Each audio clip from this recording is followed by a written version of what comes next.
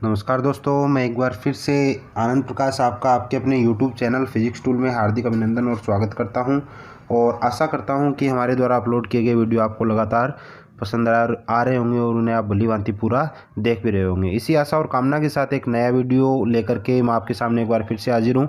एक नया वीडियो लेकर के आया हूँ, पार्ट नंबर 14। आज अपने अध्ययन करेंगे भाग नंबर 14 और इस पाठ के 13 भाग आपके सामने अभी तक आ चुके हैं, जिनमें अपने पाचन तंत्र का अलग अलग भागों का अध्ययन कर चुके हैं और आज अपने श्वसन तंत्र का अध्ययन करने जा रहे हैं। श्वसन तंत्र में इससे पहले मैंने आपको बताया था कि श्वसन क्या चीज़ होती है। तो श्वसन में मैंने बताया था कि जिसमें अपने बहुत ही इजी डेफिनेशन है इसकी कि प्राणवायु ऑक्सीजन को ग्रहण करना और कार्बन डाइऑक्साइड अर्थात CO2 को त्यागना, छोड़ना, ये प्रक्रिया श्वसन कहलाती है। ठीक है।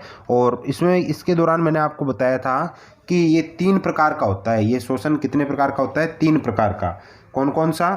ऊपरी श्वसन, निचला श्वसन और तीसरा कौन सा होता है? तीसरा श्वसन होता है श्वसन मांसपेशियाँ। तीसरा श्वसन कौन सा होता है? श्वसन मांसपेशियाँ। ये 3 प्रकार के श्वसन होते हैं। और ऊपरी श्वसन में सबसे पहले अपने अध्ययन किया था नासिका का। सबसे पहले अध्ययन किसका किया था? नासिका का। नासिका सबसे ऊपर आती है, जिसमें एक जोड़ी जो है वो एक जोड़ी इसमें छेद लगे रहते हैं और ये पहला श्वसन अंग होता है और जो कि बाहर दिखता है, और एक जोड़ी नासाद्वार से ये शुरू होता है और ये एक बड़ी गुहा के रूप में भी होता है, जिसमें मैंने आपको बताया था कि इसके बीच में एक पतली हड्डी या झिल्ली के द्वारा 2 भागों में व्यक्त होती है, जो नासिका गुहा का पृष्ठ भाग नासिका ग्रसनी में खुलता है जाकर के फिर। ठीक है। और इसके बाद में बताया था दूसरा पॉइंट कि नासिका गुहा में पाए जाने वाले महीन बाल पतली झिल्ली में होने वाले रक्त प्रवाह या झाड़ूनुमा पक्षमाभ व श्लेष्म आपसी सहयोग से नाक में जाने वाले वायु के साथ धूल के कण, फफूंद आदि को दूर करके शुद्ध बनाते हैं, ताकि हमारे नाक में शुद्ध प्राणवायु जाए। ठीक है। और फेफड़ों में शुद्ध वायु का इससे क्या होता है? आदान प्रदान होता है। तो ऊपरी श्वसन पढ़ रहे थे अपने, जिसमें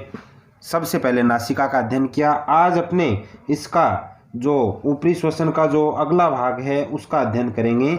और इसका अगला भाग कौन सा है? इसका अगला भाग है मुख। इसका अगला भाग कौन सा है? मुख। जस्ट नासिका के नीचे मुंह आता है, जिसको अपने क्या कहते हैं? मुख। 2 नंबर भाग है ये। मुख या मुंह एक ही बात है। ठीक है। ये यहाँ हेडिंग लगा दी है मैंने और ये 2 नंबर हो गया। अब देखो इसमें क्या क्या चीज़ आती है। मुख में देखो, यह श्वसन तंत्र में दूसरे अंग के रूप में कार्य करता है, यानी यह अपने श्वसन का दूसरा अंग है, दूसरे अंग के रूप में कार्य करता है। तो यह श्वसन तंत्र में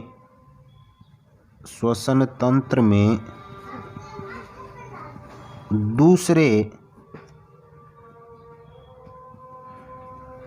अंग के रूप में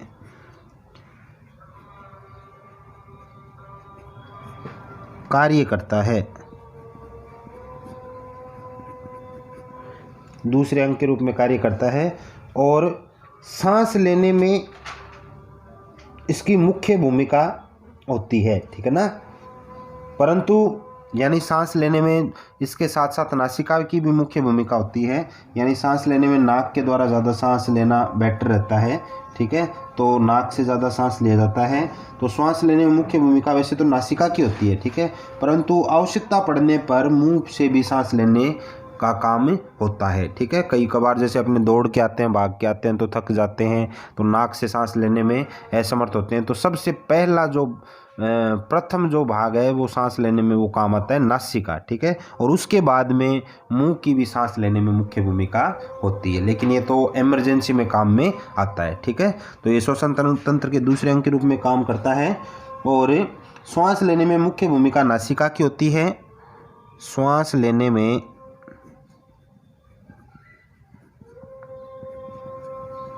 मुख्य भूमिका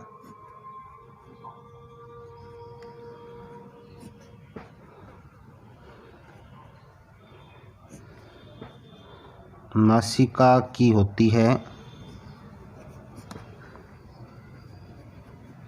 मुख्य भूमिका नासिका की होती है और परंतु आवश्यकता होने पर मुंह से भी श्वास लिया जाता है, ठीक है, परंतु आवश्यकता होने पर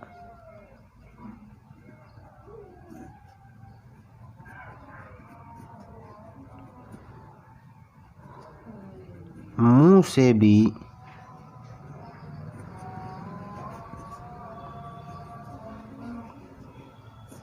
श्वास लिया जाता है। आवश्यकता होने पर मुंह से भी क्या लिया जाता है, श्वास लिया जाता है, ठीक है ना। तो ये भी ध्यान रखना है, आवश्यकता होने पर मुंह से भी श्वास लिया जाता है, ठीक है। और ये बात ध्यान देने योग्य भी है कि मुंह से ली गई श्वास वायु नासिका से ली गई श्वास की भांति शुद्ध नहीं होती, ठीक है ना। और मुंह से, परंतु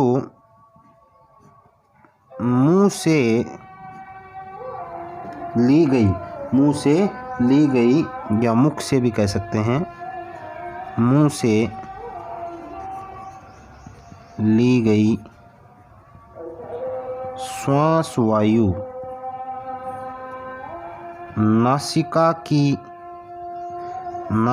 से ली गई श्वास वायु जितनी शुद्ध नहीं होती है।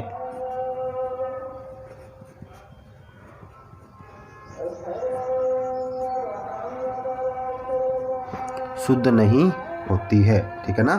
तो ये भी ध्यान देना है कि जो मुंह से ली गई जो प्राणवायु या जो श्वास वायु है वो नाक से ली गई श्वास वायु जितनी शुद्ध नहीं होती है। यानी नाक से लिया गया जो सांस है नासिका से ली गई श्वास की भांति शुद्ध नहीं होती है, तो नाक से लिया गया श्वास ही क्या होता है, शुद्ध होता है, ठीक है ना। तो ये हो गया दूसरा भाग इसका, मुख। दूसरा भाग कौन सा हो गया, मुख। अब देखो इसका अगला भाग पढ़ते हैं अपने, तीसरा जो पार्ट है उसका अध्ययन करते हैं। तीसरा पार्ट कौन सा है, ग्रसनी। तीसरा भाग कौन सा है इसका, ग्रसनी। तीसरा भाग है इसका ग्रसनी। इसको हेडिंग लगा देते हैं।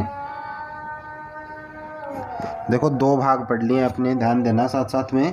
पहला पार्ट कौन सा था, पहला था नासिका, जो नाक का अपने अध्ययन कर रहे थे वो पहला भाग था नासिका। और अब अपने दूसरा भाग है वो पढ़ लिया है। दूसरा भाग कौन सा था, दूसरा भाग था इसका मुख। दूसरा भाग कौन सा था, मुख। और अब जो अध्ययन करने जा रहे हैं तीसरा भाग वो है ग्रसनी। तो ग्रसनी में देखो क्या है, ये एक चिमनी नुमा पेशीय संरचना होती है। ग्रसनी कैसी संरचना होती है, चिमनी नुमा पेशीय संरचना होती है जो नासिका गुहा के पृष्ठभाग से आहार नली के ऊपरी भाग तक फैली रहती है। जो कहाँ से कहाँ तक फैली रहती है, ये एक चिमनी नुमा संरचना होती है। पहले तो ये ध्यान रखना है अपने को, यह एक चिमनी नुमा संरचना होती है। पहले ये लिख देता हूँ, यह एक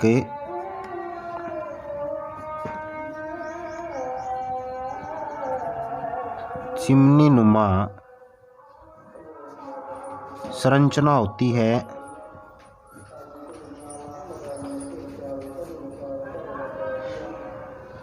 यह एक चिमनी नुमा संरचना होती है जो नासिका के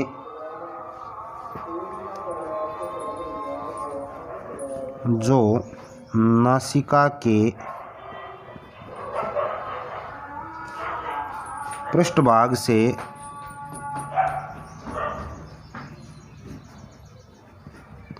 नासिका के पृष्ठभाग से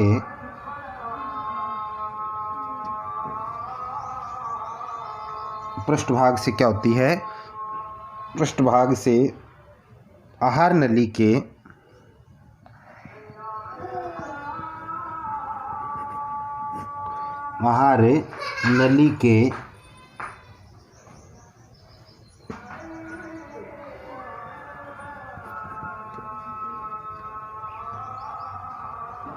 ऊपरी भाग तक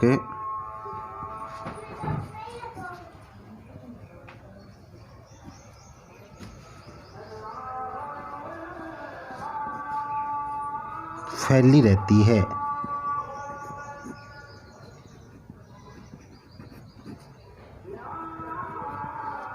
ऊपरी भाग तक फैली रहती है, ये भाग है, ऊपरी भाग तक फैली रहती है, ठीक है ना। और ग्रसनी को भी 3 भागों में बांटा गया है। ग्रसनी को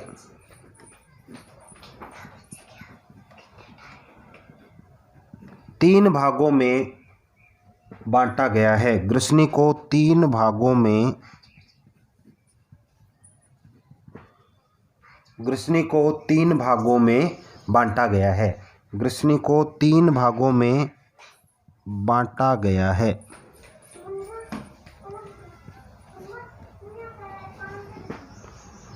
ग्रसनी को 3 भागों में बांटा गया है। पहला है नासा ग्रसनी,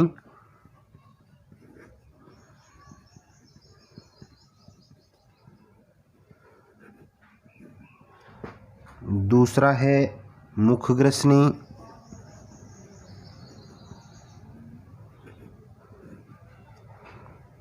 और तीसरा है अधोग्रसनी।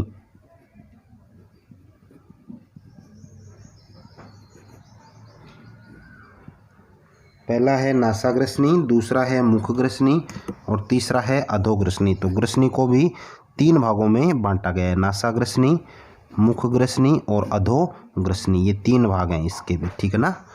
तो अब देखो आगे, पहला अपने अध्ययन करते हैं नासाग्रसनी का। पहले किसका अध्ययन करते हैं? ए नंबर जो भाग है इसका, नासाग्रसनी।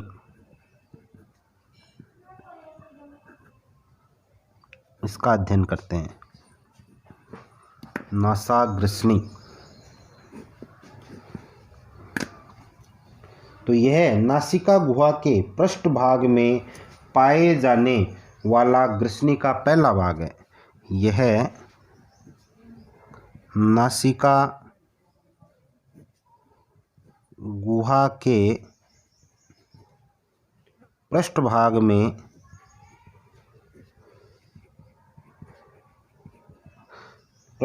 में पाए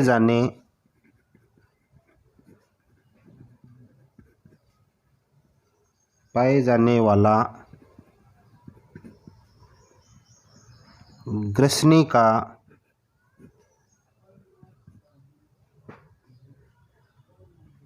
पहला भाग है। और वायु नासिका गुहा से गुजरने के बाद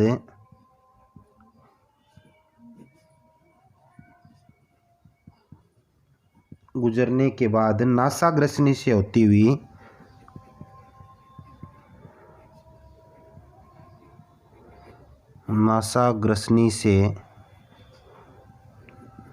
होती हुई मुख ग्रसनी में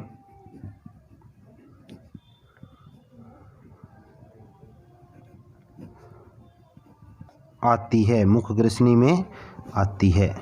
इसमें अपने इम्पोर्टेंट जो शॉर्ट में जो इम्पोर्टेंट चीज़ें हैं उसका अध्ययन कर रहे हैं। विस्तृत में तो और है, लेकिन शॉर्ट में इसका अपने अध्ययन कर रहे हैं कि जो मेन बातें हैं उसका अध्ययन कर रहे हैं, ताकि आपको मेन चीज़ें इसमें ध्यान में आ जाए, ठीक है ना।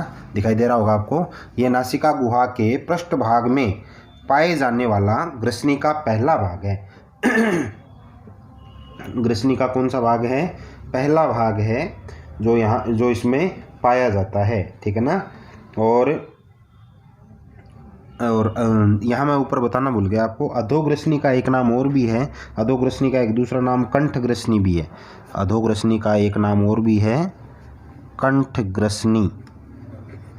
अधोग्रसनी का दूसरा नाम क्या है? कंठग्रसनी भी है, ठीक है ना। ये भी ध्यान देना, साथ साथ में इसके 2 नाम है, ठीक है। तो इसका दूसरा नाम कंठग्रसनी भी होता है, जो यहाँ मैंने बता दिया। यह नासिका गुहा के पृष्ठभाग में पाए जाने वाला ग्रसनी का पहला भाग है।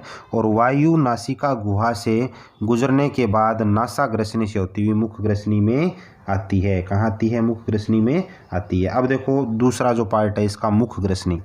दूसरा पार्ट कौन सा है? मुख ग्रसनी।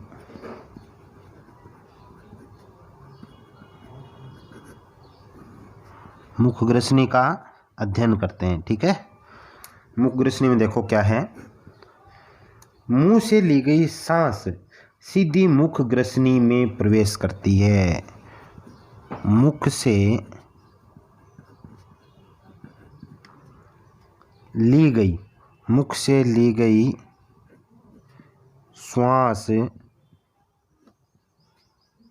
सीधे, जो मुंह से अपने सांस लेते हैं ना, वो बात कर रहा है, सीधे मुख ग्रसनी में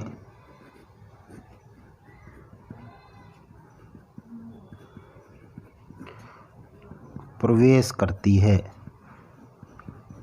सीधे मुख ग्रसनी में क्या करती है?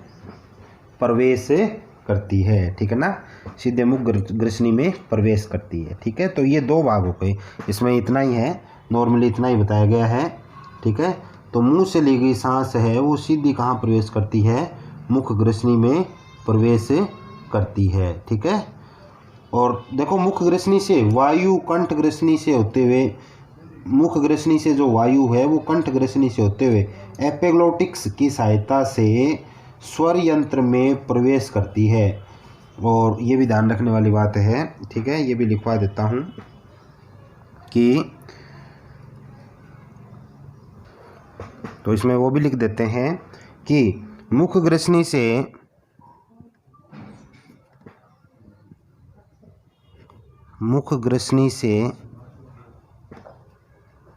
वायु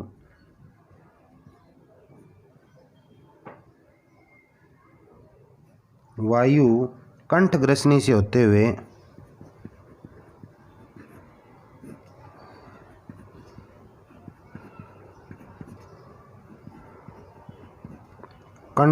से होते हुए सीधे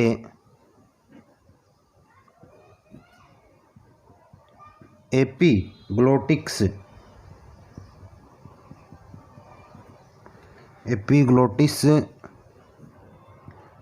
ठीक है ना, एपिग्लोटिस ये घाटी ढक्कन कहलाता है, और दूसरा नाम जो पीछे आ भी चुका है इसका नाम एपिग्लोटिक्स की सहायता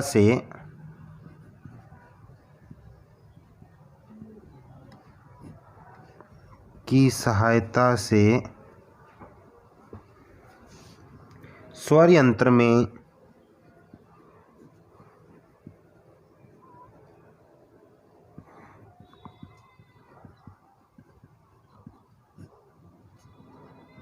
प्रवेश करती है। स्वर यंत्र में क्या करती है? ये प्रवेश करती है। ठीक है ना, तो ये हो गया इसका दूसरा पार्ट। दो पार्ट थे ना इसके, नासाग्रसनी, मुखग्रसनी, दूसरा भाग हो गया। अब तीसरा देखते हैं, अधोग्रसनी या कंठग्रसनी। तीसरा भाग कौन सा है? अधोग्रसनी या कंठग्रसनी। तो उसका अध्ययन करेंगे तीसरे भाग का। ठीक है, तो तीसरा पार्ट और देख लेते हैं, या फिर जो तीसरा पार्ट है वो अपने नेक्स्ट वीडियो में देखेंगे। ठीक है ना, क्योंकि इसमें थोड़ा ज़्यादा हो गया, वीडियो बड़ा हो जाएगा फिर। तो तीसरा भाग इसका अगले वीडियो में देखेंगे लगातार कंटिन्यू। तो पहले इस पार्ट में नासाग्रसनी और मुखग्रसनी दो भाग आ गए, और तीसरा भाग देखेंगे अगले वीडियो में, अधोग्रसनी या कंठग्रसनी। ठीक है, क्योंकि फिर ज़्यादा वीडियो लंबा हो जाता है तो फिर अपलोड करने में समस्या आती है, इंटरनेट की प्रॉब्लम रहती है, तो उसकी वजह से ये अगले वीडियो में देखेंगे, तो ज़्यादा बड़ा नहीं बना पाते हैं। तो आज अपने इसमें अध्ययन किया मुख का। मुख किस प्रकार से काम आता है, दूसरे अंग के रूप में, श्वसन तंत्र के दूसरे अंग के रूप में काम करता है, और श्वास लेने में इसकी मुख्य भूमिका नासिका की होती है, परंतु आवश्यकता होने पर मुंह से भी श्वास लिया जाता है। परंतु मुंह से ली गई श्वास वायु नासिका से ली गई श्वास वायु जितनी शुद्ध नहीं होती है, यानी उतनी ये वायु क्या होती है? शुद्ध नहीं होती है। इस बात का भी अपने को ध्यान रखना है। ठीक है ना। तो अब देखो ग्रसनी क्या था, ये एक चिमनी नुमा संरचना थी जो नासिका के पृष्ठभाग से आहार नली के ऊपरी भाग तक फैली रहती है। और ग्रसनी को 3 भागों में बांटा गया है, नासाग्रसनी, मुखग्रसनी और अधोग्रसनी, जिसमें से आज अपने नासाग्रसनी और मुखग्रसनी का अध्ययन कर लिया है। तो आज के लिए इतना ही, और बाकी अगले वीडियो में इसका अध्ययन करेंगे अगले पार्ट का। तब तक के लिए धन्यवाद। और जाते जाते वही गुजारिश कि आप ज़्यादा से ज़्यादा हमारे यूट्यूब चैनल को शेयर कीजिए। वीडियो पसंद आता है तो उसे लाइक ज़रूर कीजिए, वीडियो स्किप मत कीजिए, पूरा देखिए। और ज़्यादा से ज़्यादा आप इस यूट्यूब चैनल को सब्सक्राइब करवाइए ताकि हमारे काम करने का उत्साह लगातार इसी प्रकार से बना रहे। तब तक के लिए धन्यवाद। जय हिंद, जय भारत।